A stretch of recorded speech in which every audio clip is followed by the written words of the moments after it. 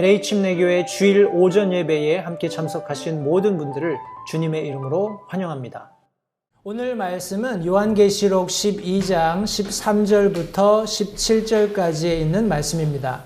요한계시록 12장 계속해서 저희들이 함께 하늘에 나타나 있는 큰 이적을 함께 살펴보고 있는데 13절부터 17절이 마지막 부분이에요. 그래서 오늘 제가 본문 말씀을 읽고 마지막 우리 하늘에 나타난 큰 이적에 대해서 살펴보는 시간 가지도록 하겠습니다. 제가 말씀을 받들어 읽겠습니다. 용이 자기가 땅으로 내쫓긴 것을 보고 사내 아이를 낳은 그 여자를 핍박하더라. 그 여자가 큰 독수리의 두 날개를 받았으니 이것은 그녀가 광야 곧 그녀의 처소로 날아가 거기서 그 뱀의 얼굴을 피하여 한 때와 두 때와 반 때 동안 양육을 받게 하려 함이라. 뱀이 자기 입에서 여자의 뒤에 물을 홍수같이 내뿜어 여자를 홍수에 떠내려가게 하려 하되 땅이 여자를 도와 자기 입을 벌려 용이 그의 입에서 내뿜은 홍수를 삼키니 용이 여자에게 진노하여 그녀의 씨 중에 남은 자들 곧 하나님의 명령들을 지키고 예수 그리스도의 증언을 가진 자들과 전쟁을 하려고 나아가니라. 오늘 본문 말씀을 가지고 광야에서 양육받는 여인, 이런 제목으로 함께 말씀을 나누도록 하겠습니다. 말씀을 위해서 잠시 기도하겠습니다. 살아계신 아버지 하나님 감사합니다. 오늘 복된 주일 사랑하는 성도들을 한자리에 불러 모아주시고 우리가 함께 하나님의 말씀을 나누는 이 복된 시간을 허락해 주신 것을 다시 한번 감사를 드립니다. 우리가 나누는 말씀이 다시 한번 이 시대를 살아가는 영적인 그리스도인의 안목을 여는 그런 귀한 결과들이 있을 수 있도록 성령 하나님 도와주시기 원합니다. 말씀 전하는 소종을 주님께서 취하시고 용처대로 사용하시고 하나님 영광 받으시기를 다시 한번 간절히 바라올 때 예수님 이름으로 기도했습니다. 아멘. 계속해서 우리 요한계시록 전체적인 우리 7개의 우리 한 그 덩어리로 되어 있는 인의 심판, 나팔 심판, 그리고 대접 심판을 함께 살펴보고 있습니다. 그래서 지금 오늘 우리가 살펴보게 될 내용은 우리 나팔 심판과 대접 심판 사이에 하나님께서 목적을 두시고 몇 가지 특별한 이적들을 사도 요한에게 보여주셨어요. 그래서 사도 요한이 그 이적들 자기가 본 것을 그대로 설명해 주고 있는데 말씀드린 것처럼 이것들은 어떤 의미에서는 요한계시록 자체를 요약하는 것일 수도 있고 더 나아가서 하나님께서 다니엘에게 보여주셨던 70일애를 요약하는, 더 나아가서는 인간의 역사 자체를 요약하는 그런 아주 독특한 구조를 가지고 여기 지금 성경에 배치되어 있습니다. 그래서 지금 오늘 우리가 살펴보게 될 마지막 한 여자와 사내 아이와 큰 용에 대한 마지막 부분을 우리가 함께 살펴보게 될 텐데 특별히 12장에만 하늘에 나타난 큰 이적을 제가 3가지로 분리해서 말씀을 드렸습니다. 2주 전에 한 여자와 사내 아이 그리고 크고 붉은 용에 대해서 1절부터 6절까지의 말씀을 함께 나눴어요. 그리고 두 번째 지난주에는 하늘에 있었던 전쟁, 우리 미가엘과 그의 천사들 그리고 용과 그의 천사들이 전쟁하는 장면을 함께 살펴보았습니다. 그리고 오늘은 하늘에 나타난 큰 이적의 마지막 부분으로 광야에서 양육받는 여인이라는 그런 타이틀을 가지고 이 여인이 어떤 여인이고 과연 용이 어떻게 이 여인을 핍박하게 되는지 그런 여러 가지 장면들을 함께 우리가 아우러서 살펴보도록 하겠습니다. 성도님들 보십시오. 이 말씀을 우리가 좀 더 깊이 있게 들어가기 전에 어떤 상황이 닥치면 우리가 그 상황에 대해서 2가지로 리액션할 수 있습니다. 한번 잘 생각해 보세요. 어떤 일이 발생을 하면 내가 준비가 되어 있으면 뭐라고 하나요? 어떤 주어진 상황을 조금 더 체계적으로 질서 있게 피해를 최소화하는 그런 방향으로 제가 리액션 할 수 있습니다. 그런데 전혀 준비가 되어 있지 않으면 리액션을 한다고 하는데 그것이 도리어 나를 고통을 준다거나 아니면 내가 원치 않았던 방향으로 흘러갈 수 있어요. 이해가 되시죠? 그리고 이제 에밀리가 와 있는데 에밀리가 그 마셜 아트를 합니다. 이제 무술을 배워요. 무술을 배우는데 아마 우리 애들 데리고 다 뭐 태권도장에는 한두 번씩 가보셨을 거예요. 그죠?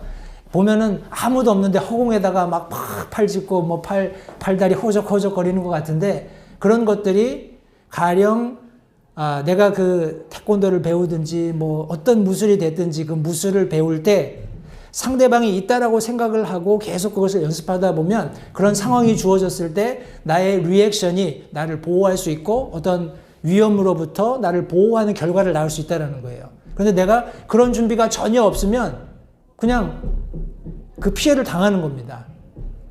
제가 이제 서두에 너무 많은 예를 들어서 좀 시간이 어떻게 될지 모르겠지만 저희 이제 아내 직장의 상사분께서 최근에 그 강도를 당하셨어요. 아주 큰일 날 그런 위험에 이렇게 노출되셨던 것을 저희 얘기를 통해서 들었는데 식당에서 이제 나와서 차로 가는데 차 뒤에 숨어 있다가 이제 강도가 권총을 들고 나타난 거예요. 흑인이었답니다. 그래서 아주 큰일을 당할 뻔했는데 가령 우리 에밀리였으면 야 탁탁탁탁 해가지고 권총을 뺏고 위험으로부터 잘 위기를 모면했을 수도 있었을 거예요. 그런데 그렇지 못하고 연세도 있으시니까 벌써 70대라고 제가 알고 계시는데 여성분이고 이런 모든 우리 살아가는 삶 속에서 똑같은 원리입니다. 성도님들, 우리 믿는 그리스도인들이 하나님의 말씀을 가지고 마지막 때에 일어날 일에 대해서 잘 준비되어 있지 않으면 그런 일이 실제적으로 나타나면 당황하게 되는 거예요. 그래서 이제 쉽게 사람들이 이단으로도 빠지고 잘못된 신앙을 갖게 되는데 우리가 말씀을 정확히 알고 있게 되면 나 자신을 보호할 뿐만 아니라 내가 가지고 있는 신앙을 더 견고하게 할 수 있다는 것 다시 한번 기억하시면서 오늘 말씀을 통해서 우리 그런 교훈을 함께 얻었으면 좋겠습니다. 첫 번째로 어떻게 핍박이 시작되는지 같이 한번 보겠습니다. 13절 말씀해 보시면 용이 자기가 땅으로 내쫓긴 것을 보고 산에 아이를 낳은 그 여자를 핍박하더라 성경이 말씀하고 있습니다. 우리 이 말씀 속에 있는 몇 가지 단어들을 제가 조금 정의를 해드린다면 용은 지난 시간에 제가 설명드린 것처럼 우리가 아는 그런 막 괴기스럽고 불을 내뿜고 그런 용이 아니라는 거예요. 용이 굉장히 어트랙티브하다라는 겁니다. 뭔가 사람들이 따를 만한 그런 아름다움이라든지 그런 어떤 굉장한 이제 실제적으로 힘과 능력을 소유하고 있고 그것을 보인다라는 거예요. 그런 측면에서 이제 계속 우리가 요한계시록에 나타난 여러 가지 뭐라고 하나요? 세상을 속이는 마지막 때에 그 사람들을 속이는 일이 일어나게 되는데 사람들이 미혹되는 것도 그럼 우리가 알고 있는 끔찍한 모습의 용을 따라가거나 추종하는 것이 아니라 이런 흠모할 만한 어떤 여지가 있는 그런 대상으로서의 마귀 사탄을 우리 세상 사람들이 따르게 된다는 것 염두에 두시고 여기 말씀해 보면 용이 자기가 땅으로 내쫓긴 것을 봤다라고 말씀하고 있습니다. 여기 땅으로 내쫓겼다라고 말하고 있는데 이 말 성경 원어가 의미하는 바는 말 그대로 집어 던져졌다라는 거예요. 성도님, 우리 지난 시간에 보았던 미가엘과 그의 천사들 그리고 용과 그의 천사들이 싸우고 결국 결과적으로는 용이 패배했죠. 그리고 자기가 설 자리, 자기가 원래 위치했던 자리를 찾을 수 없었기 때문에 쓰라린 고통을 안고 땅으로 내려왔다고 했는데 그 실상인즉은 하나님께서 그를 잡으셔서 내동쟁이 치셨다는 거예요. 땅으로 던지셨다는 겁니다. 그리고 그것을 보았다고 했는데 그게 참 재밌는 표현이에요. 그죠? 용이 자기가 땅으로 내쫓긴 것을 보았다. 그러니까 한국적인 정서에서는 조금 더 우리 표현을 우리 쉽게 이해할 수 있는 단어를 선택한다면은 알게 됐다라는 거예요. 그죠? 자기가 땅에 쿵 처박혀서 자기 자신이 내가 버려졌구나. 내가 하나님에 의해서 이 땅에 던져졌구나라는 것을 깨닫게 되었다라는 거예요. 성도님들, 그렇게 되었을 때 사탄이 누구에게 제일 분노했을까요? 자기가 그렇게 땅에 던져지게 된 원인을 찾겠죠. 두말할 나위 없이 하나님의 계획을 끊임없이 방해하고 그것이 이루어지지 않게 노력했던 사탄에게 그 대상은 사내 아이를 낳았던 그 여인이 될 수밖에 없습니다. 이 여인이 누구죠? 이스라엘입니다. 이스라엘을 핍박하게 되는 그런 결과로서 모든 단초가 주어지게 된다는 것을 성경이 말씀하고 있습니다. 우리 이 핍박이라는 단어도 제가 옆에 이제 가로로 박해라고 해놨는데, 우리 이 표현 자체가 긍정적인 면도 있고 부정적인 면도 있습니다.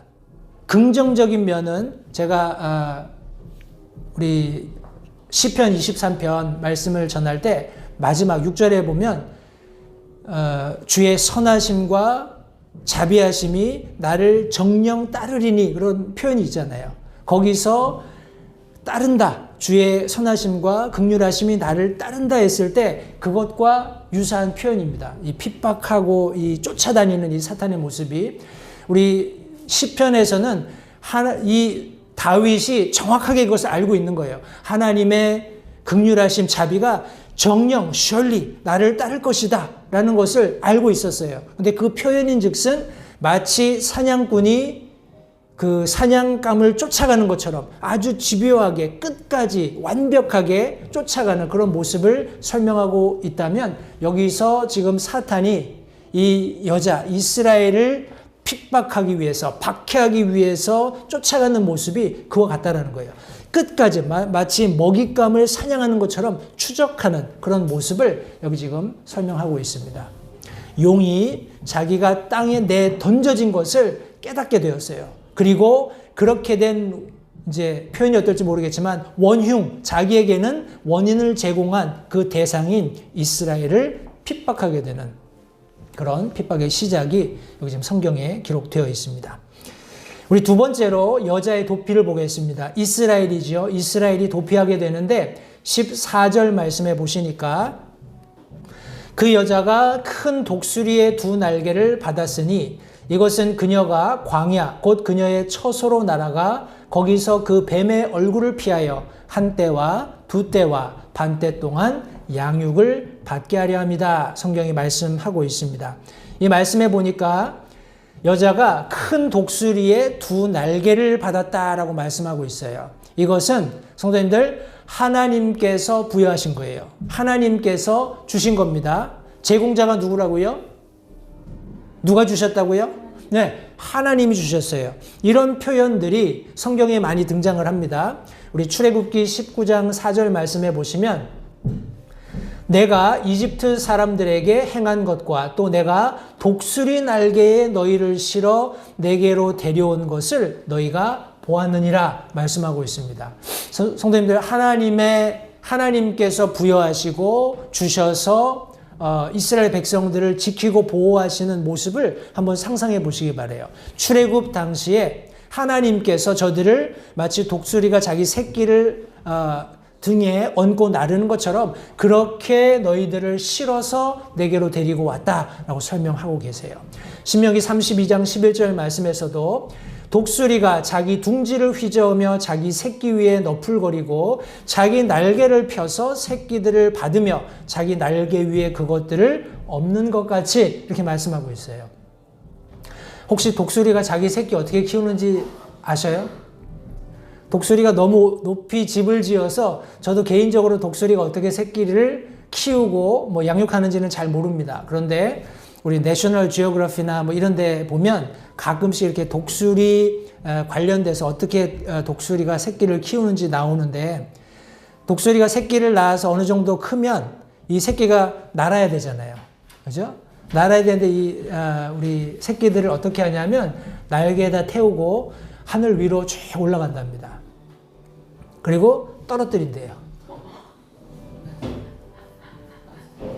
그러면 날개를 막 이렇게 퍼덕이다가 이제 계속 추락할 거 아니에요. 그죠? 그래서 어미 독수리가 저러다 죽겠다 싶으면 가서 날개로 다시 받아서 다시 올라가는 거예요. 이런 과정을 통해서 새끼 독수리가 날개에 힘이 생기는 거예요. 그래서 떨어뜨렸을 때 착 날아서 둥지까지 올라가면 그렇게 새끼들을 키운답니다. 근데 한번 보세요. 성경에 나타나는, 성경에 있는 우리 특별히 구약의 유대인이라고 일컬어지는 어떤 개인, 물론 아브라함의 씨가 되고 우리 민족을 이루었던 이스라엘 전체적으로 포함해서도 마찬가지로 개인이 되었건 가족이 되었건 아니면 민족, 이스라엘 민족이 되었건 성도님들, 하나님이 이와 같은 방법으로 이스라엘을 보호하시고 지켜주셨어요. 그냥 아유 내 새끼 이게 아니라 때로는 고난을 겪게 하십니다. 그리고 그것을 견딜 수 없을 것 같으면 가서 다시 품어주셨어요. 그리고 다시 올라가서 떨어뜨리시고 그들이 자기 힘으로, 자기의 믿음으로, 자기의 능력으로 하나님을 의지해서 그 상황을 모면할 수 있으면 that's good. 레벨업이 되는 거잖아요. 그죠? 그런 과정들을 통해서 하나님께서 이스라엘을, 또 이스라엘의 모든 개인을 성경 안에서 지키시고 보호해 주셨던 것을 성경이 말씀하고 있습니다.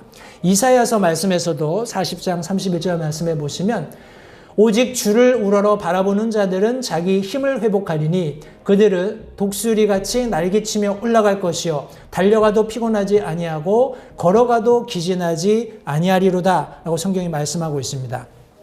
이런 모든 말씀들은 하나님께서 얼마나 큰 힘으로 놀라운 능력으로 이스라엘 백성들을 지키시고 보호해 주셨는가, 또 그분을 신뢰하는 자들에게 하나님께서 얼마나 놀랍도록 큰 힘으로 격려하시고 위로하시는가 하는 내용들을 여기 지금 설명하고 있습니다. 이런 모든 내용들을 종합해서 볼 때 여기 지금 용에게 핍박받는 이 여인 이스라엘에게 하나님께서 동일한 힘과 능력을 가지고 그들이 그 위기를 피할 수 있도록 특별하고 독특한 그런 힘을 공급해 주실 것을 약속하고 계신다고 우리가 이해할 수 있습니다. 여기 보면 이 여자가 도피하는 곳이 어딘가요? 어디로 도피하죠? 광야로 도피를 합니다. 광야, 그러면 우리 저기 지금 사진에 제가 배경을 이렇게 광야를 넣어놨는데 이런 광야입니다. 아무것도 없어요. 거기 가면은 물도 없고 또 거기 가면 뭐 이 열기를 피할 수 있는 그런 상황이 전혀 안 됩니다. 랭캐스터 가보셨어요? 랭캐스터 가면 이와 유사합니다. 사람들이 자기들이 타운을 만들어 놓고 집도 짓고 뭐 물도 대고 해서 살만한 것이지 랭캐스터 땅 자체는 여기서 이제 가장 가까우니까 무슨 캐년 쪽도 마찬가지고 베스키스 락인가 뭐 거기도 가보면 사람 살 때는 아니에요. 전혀 사람 살 때는 아닙니다. 그런데 하나님께서 특이하게 이런 광야에 이스라엘을 위해서 처소를 마련해 놓으셨다라고 말씀하고 있습니다. 우리가 방금 읽었던 12장 6절 말씀에 보면 그 여자가 광야로 도피하리라. 기왕이면 좀 바닷가에 좋은 그런 해변가나 그죠? 산속에 좀 계곡 뭐 이런 데로 인도하시면 좋을 텐데 하나님께서 특이하게 이스라엘 백성들을 7년 환란의 그 마지막 하반기에 광야로 도피하게 하신다라고 말씀하셨어요. 그 이유가 뭐냐 하면 하나님께서 예비하신 한 처소가 있어서 거기에서 1260일 동안 그녀를 먹이게 하기 위함이다 성경이 말씀하고 있습니다. 제가 다시 한번 예레미야서 말씀을 인용하겠습니다. 2장 2절 말씀해 보시면 여기 하나님께서 예루살렘을 향하여서 다시 말해서 이스라엘의 핵심입니다. 이스라엘의 센터예요. 심장부와 같은 하나님께서 품으신 심장부와 같은 그 예루살렘을 향해서 이렇게 말씀하세요. 예루살렘의 귀에 외치며 말할지니라 주가 이같이 말하노라 내가 너를 기억하며 내 젊은 시절의 친절과 내 정원한 때의 사랑을 기억하노니 그때에는 내가 씨 뿌리지 않은 땅 곧 광야에서 나를 따랐느니라 말씀하고 있어요. 예루살렘을 향해서 하나님께서 이스라엘의 심장을 향해서 다시 한번 이스라엘 백성들이 하나님과 맺었던 관계를 설명하면서 내가 씨 뿌리지 않은 땅, 다시 말해서 아무런 뭐라고 하나요? 보호라든지 아무런 생존의 여지가 없는 그런 상황에서도 나를 따랐다라고 말씀하고 있는 거예요. 그 장소를 성경은 분명하게 광야라고 설명하고 있습니다. 성도님, 우리가 어떤 상황에서 살고 있는지는 사실 중요하지 않아요. 그런데 우리가 누구와 그곳에 있느냐는 굉장히 중요합니다. 그죠? 이 세상에서 세상의 것들을 쫓는 사람들 곁에는 하나님이 설 자리가 없어요. 그런데 비록 이 세상에 있지만 죄가 관영하고 창궐한 이 세상에 살고 있음에도 불구하고 하나님과 동행하는 사람들은 하나님께서 특별하신 은혜와 섭리를 가지고 보호해 주십니다. 그것이 광야가 되었던 사막이 되었던 어떤 상황이 되었던 하나님께서 그 개인 하나님을 믿고 신뢰하는 사람들을 지켜주시고 보호해 주신다는 사실을 기억하시기 바랍니다. 여기 보면 때에 대한 말이 나와요. 한때, 두때, 그리고 반때. 이것은 다니엘에 나온 처음 설명된 용어인데 이 때라는 성경이 말씀하고 있는 이 타임, 때라는 단어는 고정되어 있는 어떤 기간을 얘기합니다. 특별한 어떤 경우를 지정하는 거예요. 다시 말해서 이 때는 영원하지 않습니다. 성도님, 우리가 살아가다 보면 어려움 당할 수 있어요. 사도 바울 표현대로 정말 우겨쌈을 당하는 것 같은 그런 상황에 고난 가운데 직면할 수 있습니다. 그러나 잊지 마셔야 할 것은 그것의 모든 그런 환경 가운데는 때가 있다는 거예요. 영원하지 않습니다. 이 한때, 두때, 반때도 3년 반도 정해진 시간이 있다는 거예요. 그것이 끝나면 그 모든 상황들은 종료되는 겁니다. 이 때가 처음 나타난 단어가 우리 다니엘서 7장 25절 말씀이에요. 이 말씀에 보시면 또 그가 지극히 높으신 이를 대적하려고 엄청난 말들을 하며 지극히 높으신 이의 성도들을 지치게 하고 또 때와 법을 바꾸려고 생각할 것이며 그들은 한 때와 두 때와 반 때까지 그의 손에 주어지리라. 하나님께서 말씀하신 것이고 그것은 반드시 그렇게 이루어질 겁니다. 다시 말해서 전반기 3년 반에는 어떤 면에서 이스라엘 백성들이 적극적으로 하나님을 예배하는 것들이 허용되고 평화로운 일이 일어나는 것처럼 보이지만 이제 그 중간 즈음에 이것들이 파기가 되죠. 그러면서 이스라엘 백성들에게 극심한 고통이, 극심한 핍박이 임하게 될 것을 성경이 말씀하고 있어요. 그 때를 다시 한번 우리 다니엘서 12장 7절에서 조금 더 설명을 해줍니다. 말씀해 보시면 내가 들었는데 아마포 옷을 입고 강물 위에 있던 사람이 자기의 오른손과 왼손을 하늘을 향해 올리고 영원토록 사시는 이를 두고 맹세하여 이르되 그것은 한 때와 두 때와 반 때에 관한 것이니 이 뒤에 말씀을 잘 들어보십시오. 그가 거룩한 백성의 권세를 흩어놓는 일을 이루게 될 때에 이 모든 일이 끝나리라 하더라. 이 3년 반 기간 동안에 이스라엘 백성들이 가지고 있는 모든 권세가 흩어진다라는 거예요. 이 권세라는 단어가 참 재미있는 표현이에요. 이 성경 원어를 제가 찾아보니까 오픈된 손입니다. 열려진 손이에요. 성도님들, 하나님 앞에 내가 자유롭게 예배하고 하나님 앞에 무엇인가 내가 드릴 수 있는 그런 힘들, 우리 흔히 표현할 때 예배 드리러 올 때 빈손으로 오라 이렇게 얘기하잖아요. 하나님께로부터 무엇인가 받고 또 하나님 앞에 드리는 혹은 기도하는 모든 것, 실제적으로 우리가 할 수 있는 것은 아무것도 없습니다. 그죠? 무엇인가 붙잡고 오는 것이 아니라, 붙잡으려고 오는 것이 아니라 빈손으로 오는 거예요. 내 소유를 부인하고 하나님께서 공급해 주신다는 것, 하나님이 예배 받으신다는 것을 인정하면서 오는 그런 겸손한 모습을 한번 생각해 보세요. 이스라엘 백성들은 그와 같은 민족이죠. 그죠? 그런데 이런 모든 권세가 이스라엘 백성들에게서 사라진다는 거예요. 하나님께서 고립해 놓으신, 물론 양육하시겠지만 광야에서 1260일, 3년 반 동안 그들이 양육받는 이런 모든 3년 반의 과정들이 철저하게 그들이 모든 이런 권세를 잃어버리는, 이런 빼앗기는 그런 과정들이 있어야지만 3년 반이 끝난다는 겁니다. 그런 말씀을 다시 한번 성도님들 찬찬히 되돌아보시면 좋겠습니다. 우리 한 때와 두 때와 반 때, 계시록에 언급된 1260일이 여러 차례 언급이 되었는데 특별히 3번 우리 언급된 내용을 잠깐 살펴보겠습니다. 이방인이 거룩한 성을 짓밟는 기간, 그리고 두 증인이 굵은 베옷을 입고 예언을 하는 기간으로 계시록 11장에 기록되어 있습니다. 두 번째는 여자가 아이를 낳고 도망가서 하나님이 예비한 곳에서 양육받는 기간으로 1260일을 우리 본문에서 설명하고 있어요.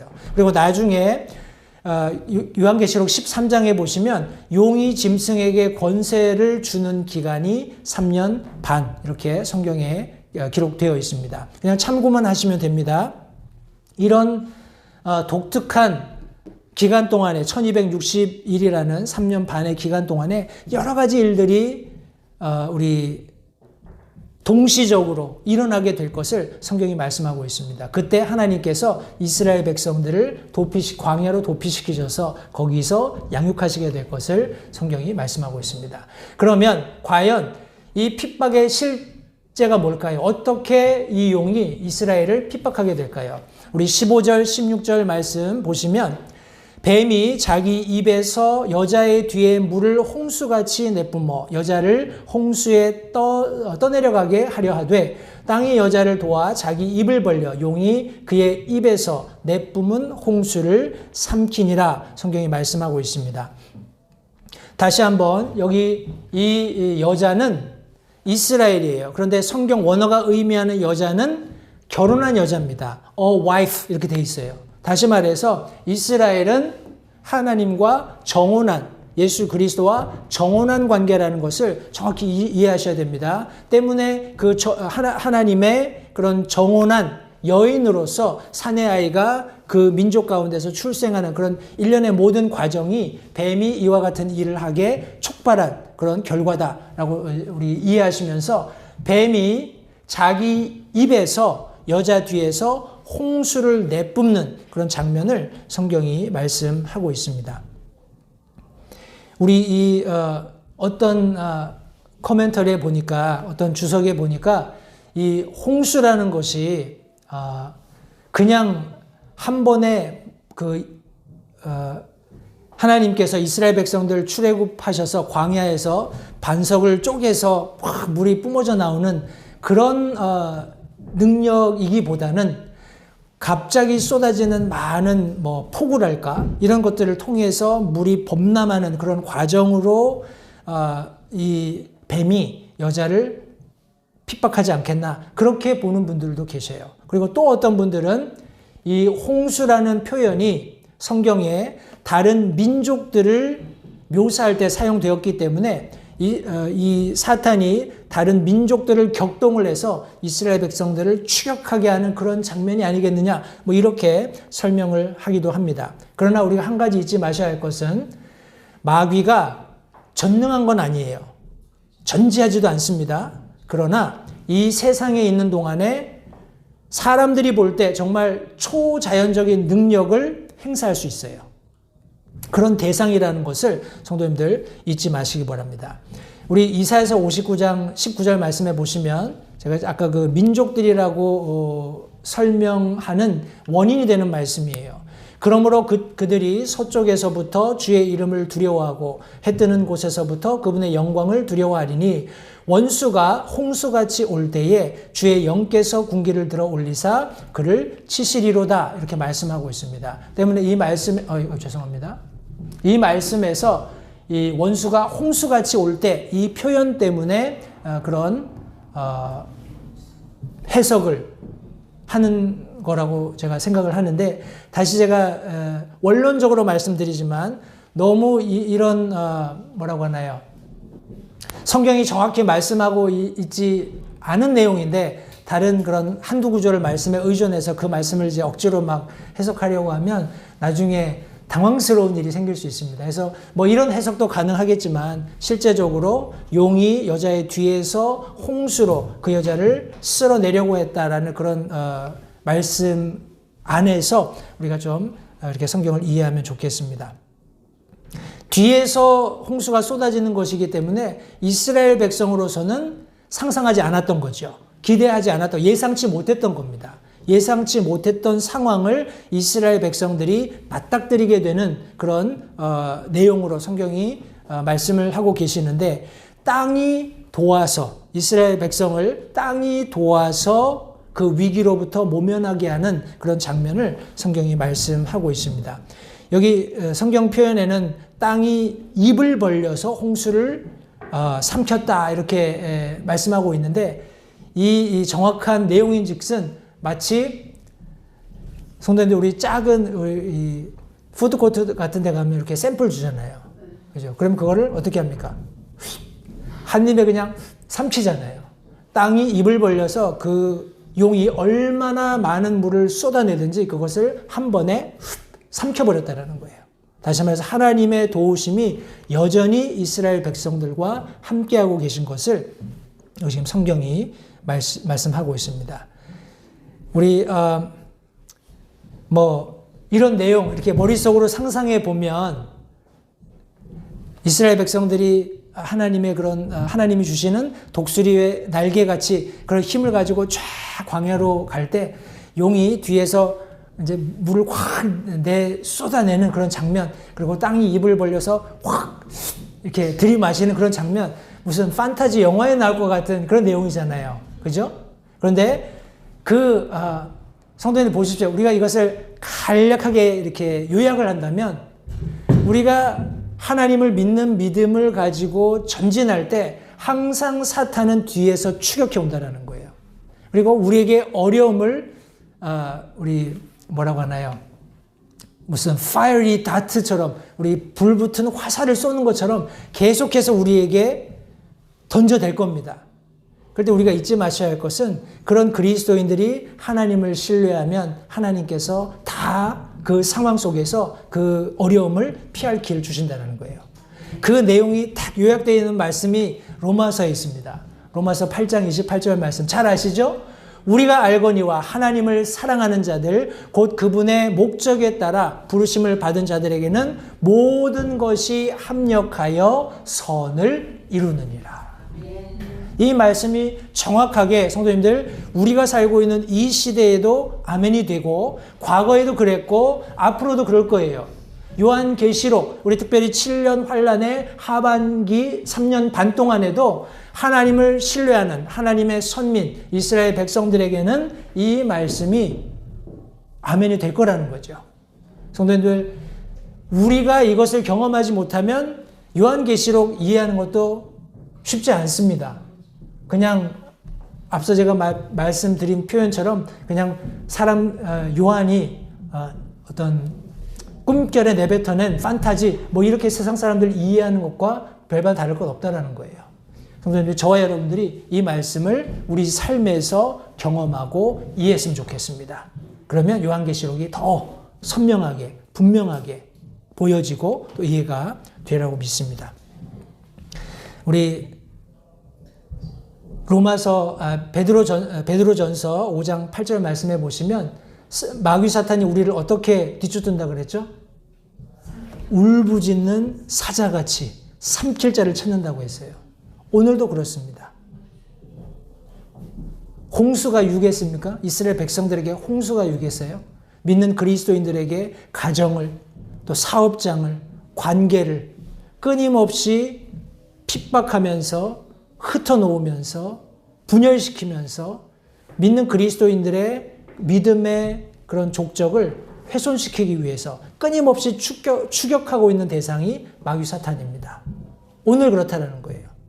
성도님들 그럼에도 불구하고 우리가 잊지 마셔야 할 것은 우리가 믿는 믿음을 가지고 그렇게 하나님의 말씀대로 살아가면 하나님께서 우리에게 감당할 수 없는 시험 허락하지 않으시고 시험 당할 즈음에 피할 길도 주신다고 했습니다. 예.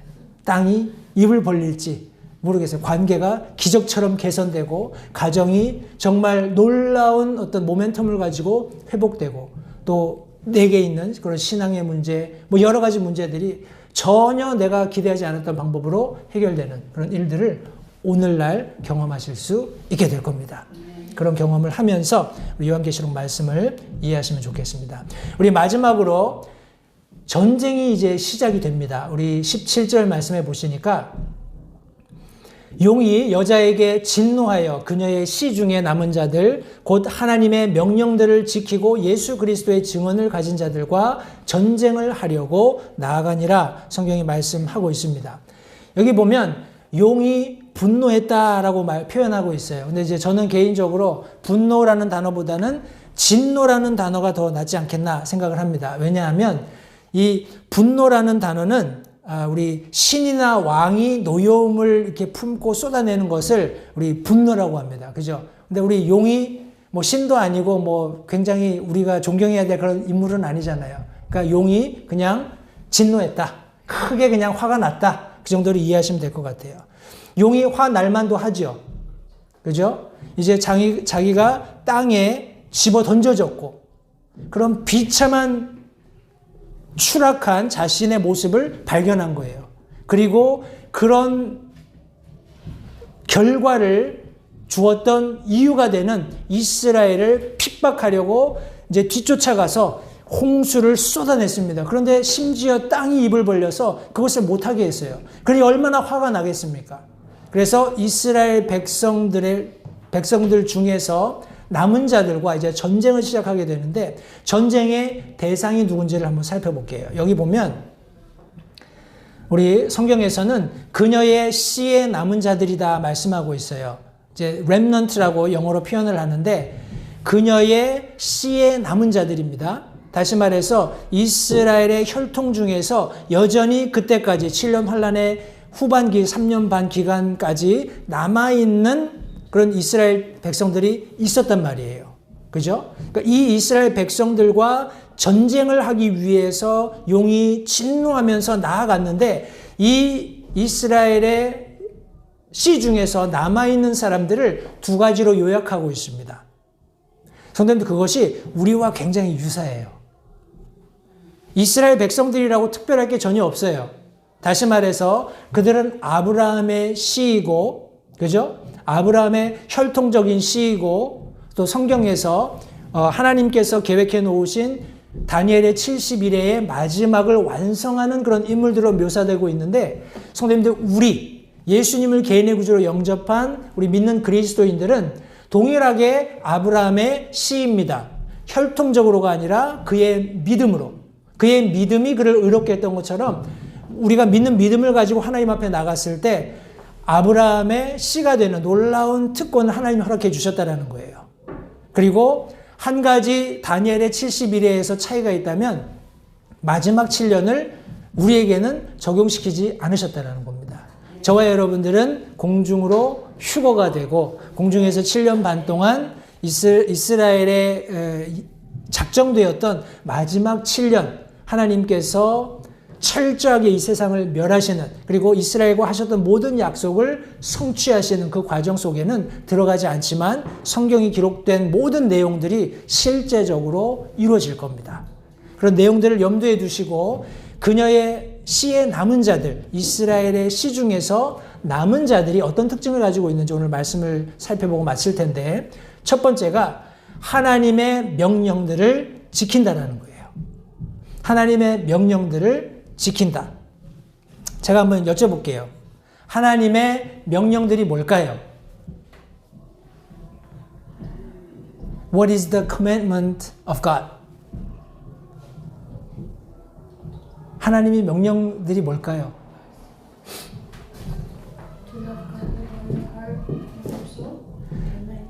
많은 내용들이 생각이 나시죠?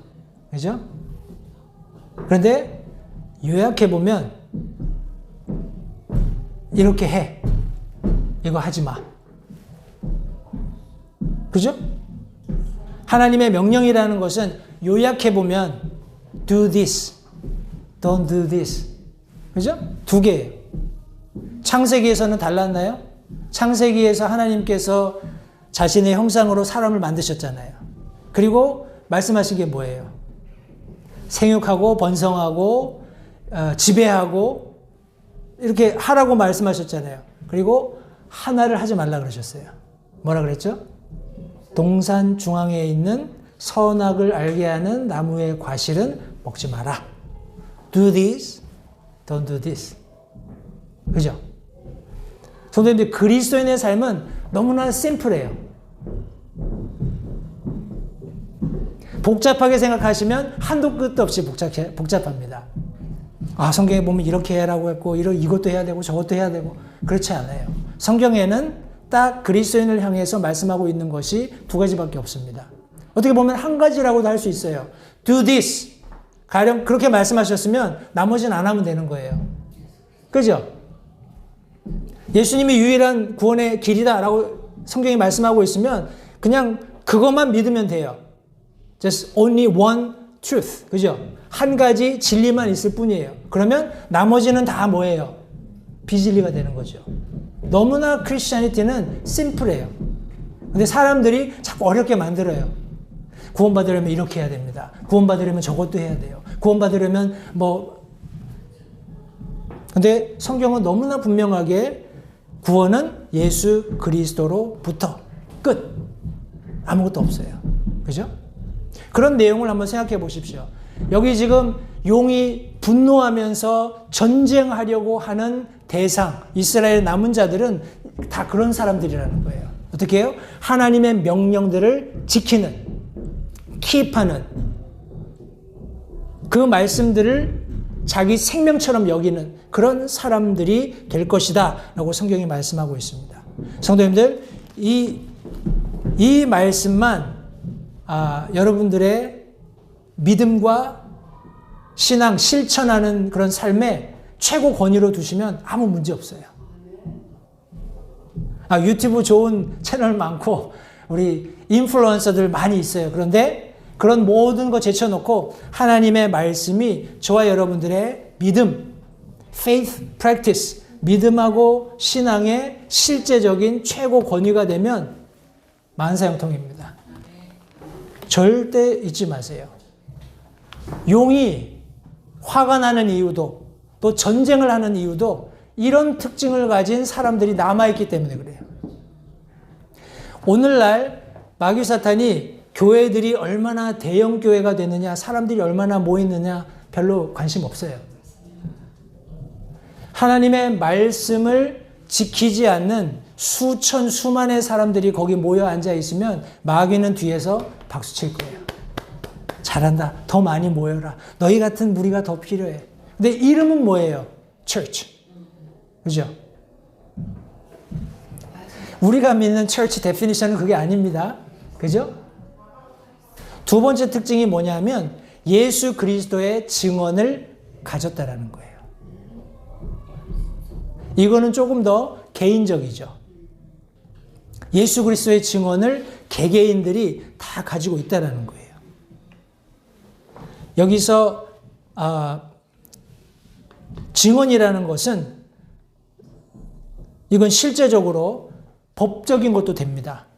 제가 말씀드렸죠. 우리 마귀 사탄을 하나님께서 법적으로도 패배시키시는데 법정에서 그가 아무리 많은 고소를 할지라도 우리에게는 탁월한 모든 법률적인 문제를 해결해 주실 수 있는 대리인이, 변호자가 하늘에 있다라고 성경이 분명히 말씀하고 있어요. 그런 동일한 원리로 우리 예수 그리스도의 증언을 가지고 있어야 합니다. 다시 말해서 내가 그리스도의 심판석에 서게 될 때 나를 변호해 주실 수 있는 그분이 나와 함께 하시는 것을 확신할 수 있어야 돼요. 다시 말해서 내가 구원받은 그리스도인이어야 한다는 사실이에요. 성도님들, 예수 그리스도께서 우리에게 증언하시는 그런 분명한 증언이 우리와 함께 있다면 우리도 그 일을 할 수밖에 없습니다. 그죠? 우리도 앰베서더예요. 그리스도의 대사입니다. 그 역할을 해야 돼요. 하나님께서 지켜주시고 보호해 주시는 모든 은혜의 이유는 우리가 이 땅에서 잘 먹고 잘 살라고 그렇게 하시는 게 아니에요. 하나님의 기대가 뭘까요? 저와 여러분들을 얼굴과 얼굴로 마주 대했을 때 하나님의 열정은 잘했다, 착하고 충성된 종아, 칭찬하기를 원하시는 거예요. 한 사람도 예외가 없습니다. 여기 우리 LA 침례교회 성도님들 중에 어떤 분들도 하나님 앞에 섰을 때 너 왜 그렇게 살았어? 내가 그렇게 많은 기회도 주고 물질도 공급해 주고 건강도 주고 가족의 화평 사업의 번창 다 약속해 줬는데 왜 그렇게 살았어? 이렇게 하나님이 책망하기를 원하시는 대상은 하나도 없다고 생각합니다. 하나님이 원하시는 그분의 기대와 그런 간절한 소망이 있다면 저와 여러분들을 만났을 때 잘했다. 착하고 충성된 종아. 네가 잘했으니까 와서 나와 같이 이렇게 많은 고을들을 다스리자. 천년왕국에서 그렇게 말씀하시고 싶어 하실 거예요. 성도님들, 하나님의 명령 부지런히 우리가 그리스도인으로 지켜야 되는 거 맞는 말이에요. 그런데 한 가지 또 잊지 마셔야 할 것은 예수 그리스도의 증언을 가지셔야 합니다. 가진다라는 말은 붙든다는 거예요. 내가 그것을 소유하도록 붙든다는 거예요. 구원은 잃지 않습니다. 그죠? 우리가 구원을 잃어버릴 수는 없지만 구원을 가볍게 여기는 순간이 크리스찬이티에 있을 수 있어요. 어떻게 하면요? 붙들지 않으면. 꽉 붙으셔야 돼요. 가끔씩 그런 얘기 듣잖아요. 놀이공원 같은 데 가면은 턱턱턱 우리 어린아이의 부모를 찾습니다. 누구 하면서 키는 얼마나 되고 무슨 옷을 입었고 남자아이고 얘기하잖아요. 문제가 뭐였을까요? 꼭 붙들어야 되는데 하나님은 실수하지 않으세요. 하나님 편에서는 절대 우리를 향한 관심, 사랑, 그리고 그분이 하셔야 될 역할은 절대 실수하지 않으셔요. 문제는 뭐냐면 우리 편에 있는 거예요. 예수 그리스도의 증언을 붙드는 그런 그리스도인이 되어야지만 우리가 하나님의 자녀로서 이 세상을 아무 어려움 없이 살아갈 수 있다는 것. 그리고 조금 어떻게 얘기할까요? 안 좋은 소식일 수도 있고 좋은 소식일 수도 있습니다. 우리가 이 두 가지 이런 특징을 이스라엘의 씨의 남은 자들이 가지고 있었던 것처럼 우리가 이런 믿음 생활을 하게 되면 사탄의 공격을 받아요. 그런데 그것은 결과적으로는 저와 여러분들의 유익을 위한 것이다 라는 것을 절대 잊지 마시기 바라요. 제가 마지막으로 야고보서 4장에 있는 말씀을 쭉 읽을 텐데 마지막에 이렇게 노랗게 여기 스크린에 나오는 글은 같이 읽어보겠습니다. 우리 노랗게 나오는 글은요. 제가 읽겠습니다. 너희 가운데 전쟁과 싸움이 어디로부터 나느냐? 너희 지체 속에서 싸우는 너희의 정욕들로부터 나지 아니하느냐? 너희가 욕심을 내도 갖지 못하고 죽여서 갖고자 해도 얻지 못하나니 너희가 다투고 싸워도 갖지 못함은 너희가 구하지 아니하기 때문이요. 너희가 구하여도 받지 못함은 그것을 너희의 정욕에 쓰려고 잘못 구하기 때문이라. 너희 간음하는 남자들과 간음하는 여자들아, 세상과 친구가 되는 것이 하나님과 원수되는 것인 줄 너희가 알지 못하느냐. 그러므로 누구든지 세상의 친구가 되고자 하는 자는 하나님의 원수가 되느니라. 너희는 성경 기록이 우리 안에 거하는 영이 시기하기까지 욕심을 내느니라 하고 헛되이 말하는 줄로 생각하느냐. 그러나 그분께서 더 많은 은혜를 베푸시나니 그러므로 그분께서 이르시되 하나님은 교만한 자들은 물리치시나 겸손한 자들에게는 은혜를 베푸느니라 하시느니라. 같이 읽어볼까요? 시작. 그러므로 너희는 하나님께 복종하라. 마귀를 대적하라. 그러면 그가 너희에게서 도망하리라. 하나님께 가까이 나아가라. 그리하면 그분께서 너희에게 가까이 오시리라. 너희 죄인들아, 너희 손을 정결하게 하라. 두 마음을 품은 자들아, 너희 마음을 순결하게 하라. 오늘 말씀을 요약하는데 광야에서 양육받는 여인, 특별히 이스라엘을 하나님께서 척박하지만 아무런 소망도 없는 것 같이 보이지만 그런 곳에서조차 특별하신 은혜로 이 여인을 양육하시는 그런 약속의 말씀을 우리가 함께 살펴보았습니다. 성도님들, 이것은 대언을 했을 때도 다니엘서나 어떤 구약의 대언서에서도 대언을 했을 때 그것은 미래였어요. 그죠? 그리고 많은 그 대언의 말씀이 성취된 오늘의 관점에서도 여전히 미래입니다. 그죠? 그런 미래이기 때문에 사람들이 많이 혼돈하고 잘못 이해하는 그런 경향들이 있다고 생각을 해요. 그런데 어찌되었건 간에 이 마지막 3년 반, 7년 환란 중에서 마지막 3년 반 동안에 끊임없이 이 세상을 정복하려고 하고 지배하려고 하는 마귀 사탄의 그런 어떤 첨예한 그런 술수가 이 땅에 창궐함과 동시에 이스라엘 백성들을 향한 핍박도 동일하게 이루어질 것을 성경이 말씀하고 있습니다. 그러나 그들에게 여전히 소망이 있는 것이 바로 이거예요. 그러므로 너희는 하나님께 복종하라. 하나님의 명령을 지키고 예수 그리스도의 증언을 붙드는 그런 우리 그 여인의 씨에 남아있는 자들이 여전히 존재하면서 이 말씀을 성취하는 겁니다. 하나님께 복종할 때 마귀를 대적하는 그런 결과를 나타내는 거예요. 성도님들, 마귀와 싸울 수 있는 유일한 방법은 하나님께 복종하는 겁니다. 하나님의 손을 붙드는 거예요. 그러면 결과적으로 마귀가 너희에게서 도망하리라 말씀하고 있어요. 하나님께 가까이 나가면 그분께서도 우리에게 가까이 오실 것이다 약속하고 있습니다. 성도님들, 다시 한번 오늘 말씀을 통해서 7년 환란의 마지막 3년 반 동안 일어날 그런 7년 환란의 어떤 큰 그림들을 우리가 이 한 여인과 그 여인이 낳은 사내 아이 그리고 크고 붉은 용의 그런 이적을 통해서 함께 살펴보았습니다. 핵심은, 관건은 우리가 어느 곳에 있든지 하나님을 믿는 믿음 안에 있을 때 하나님이 우리를 보호해 주신다라는 이런 분명한 사실입니다.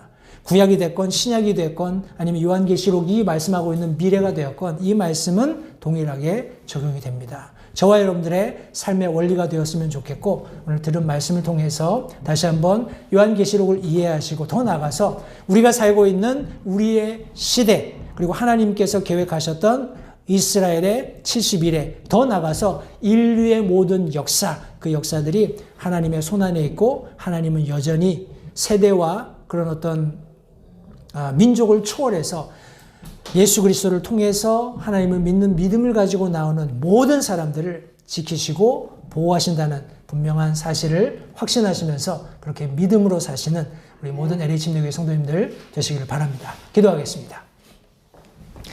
하나님 감사합니다. 오늘 복된 주일 사랑하는 성도들과 함께 나눈 귀한 말씀으로 인해서 감사드립니다. 우리가 나눈 말씀들이 우리 마음에 잘 기억될 수 있도록 도와주시고 들은 말씀들을 우리의 삶에 실제적으로 적용함으로써 하나님 앞에 놀랍게 우리의 삶이 변화되고 더 나아가서 하나님의 영광을 위해서 드려지는 복된 삶 되도록 도와주시기 원합니다. 다시 한번 귀한 말씀을 감사드립니다. 예수님 이름으로 기도했습니다. 잠시 들으신 말씀에 따라 결단하는 시간을 가지시기 바랍니다. 하나님께서 무엇을 말씀하시든지 따르기로 결단하십시오. 하나님께서는 순종하는 자들을 존중하십니다. 아직 예수님을 개인의 구주로 영접하신 사실이 없으시다면 자신이 죄인됨을 인정하며 하나님께 나오는 자들을 하나님께서 받아주신다는 확실한 말씀에 근거하여 다음과 같이 기도하십시오. 하나님, 나는 죄인입니다. 나는 내 죄로 인해 죽을 수밖에 없음을 압니다. 그러나 예수님께서 내 죄를 위해 십자가에서 피 흘려 죽으시고 사흘 만에 다시 살아나셔서 내 죄값을 모두 지불하셨고 내게 새로운 생명을 약속하셨음을 믿습니다. 지금 이 순간 예수님을 내 마음에 모셔드립니다.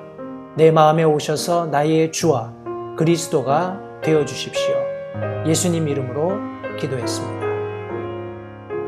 다음과 같이 기도하셨다면 여러분은 성경 말씀대로 구원을 받으셨습니다. 계속해서 주 안에서 함께 자라가는 복된 교제가 있기를 간절히 바랍니다.